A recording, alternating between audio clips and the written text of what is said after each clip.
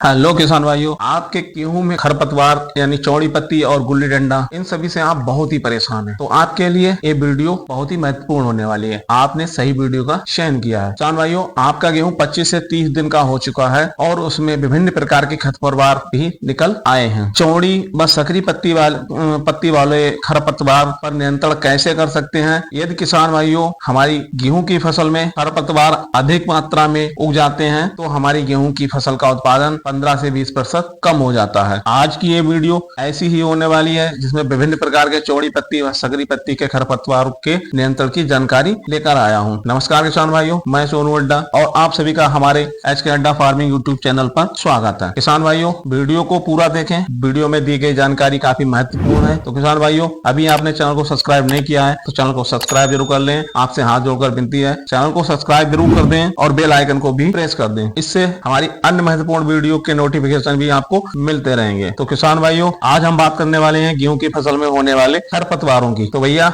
जब हमारी गेहूं की फसल 35 से 40 दिन की हो जाती है तो उस समय खरपतवार दिखाई देने लगते हैं, तो आपको उसी समय खरपतवार नाशक दवाई का स्प्रे कर देना चाहिए। अधिक समय के खरपतवार जल्दी खत्म नहीं होते हैं और दवाइयों का खर्चा बढ़ जाता है, जिससे गेहूं की वृद्धि पर भी प्रभाव पड़ता है। किसान भाइयों, समय पर इन पर नियंत्रण कर लेना उचित है, जिससे गेहूं की पैदावार पर कोई प्रभाव ना पड़े। तो किसान भाइयों, गेहूं की फसल के कौन कौन से खरपतवार होते हैं, पहले उनकी बात कर लेते हैं। तो भैया, गेहूं में गुल्ली डंडा सबसे हानिकारक खरपतवार में से एक है, जिसे गेहूं का मामा या मंडूसी या कहीं कहीं इसे मुंडी भी कहा जाता है। अन्य खरपतवारों में जंगली जई, किशन नील, बथुआ, जंगली पालक, जंगली गाजर और सैंधी, साथ ही साथ अकरा और अकरी भी देखने को मिलते हैं, जो हमारी फसल में को मिलने वाले पोषक तत्व यानी जो माइक्रोन्यूट्रिएंट होते हैं उन्हें अवशोषित कर लेते हैं और हमारी फसल कमजोर हो जाती है, हमें उचित पैदावार नहीं मिल पाती है। किसान भाइयों, इन खरपतवारों से छुटकारा पाना है तो आपने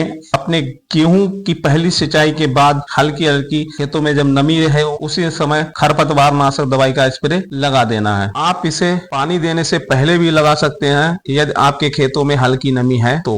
हल्की मिट्टी व भारी मिट्टी के ऊपर डिपेंड करता है। किसान भाइयों, अब बात कर लेते हैं टॉप 3 खरपतवार नाशक दवाइयों की, जिसमें सबसे पहले एफको का माकोटो की जानकारी देते हैं। इसमें मेट सल्फ्यूरान मिथाइल 20% WP फॉर्म में होता है। ये चौड़ी पत्ती पर पूरी तरह नियंत्रण कर देता है। इसकी मात्रा आपको 1 एकड़ में 8 से 10 ग्राम प्रति एकड़ रखनी है, जिससे आप 250 से 300 लीटर पानी में घोल करके छिड़काव कर सकते हैं। अब किसान भाइयों, चौड़ी पत्ती के साथ साथ सकरी पत्ती वाले भी खरपतवार बहुत ही परेशान करते हैं। इन खरपतवारों से आपके फसल में काफी नुकसान होता है। तो आप इसके लिए क्या लगा सकते हैं? इसके लिए आपको नाबूद ले सकते हैं। इसकी मात्रा आपको 20 ग्राम लेनी है। इसमें कार्फेंटेनोजोल मिथाइल 40% डीफी फॉर्म में होता है। इससे आपके गेहूं की फसल में सभी प्रकार की चौड़ी पत्ती का खात्मा हो जाएगा। यदि आपके खेत में सकरी पत्ती वर्ग के भी खरपतवार हैं तो आप इसके साथ सिंजेंटा कंपनी के टॉपिक ले लेना है, जिसमें क्लोडिनाकॉफ प्रोपेजाइल 15% WP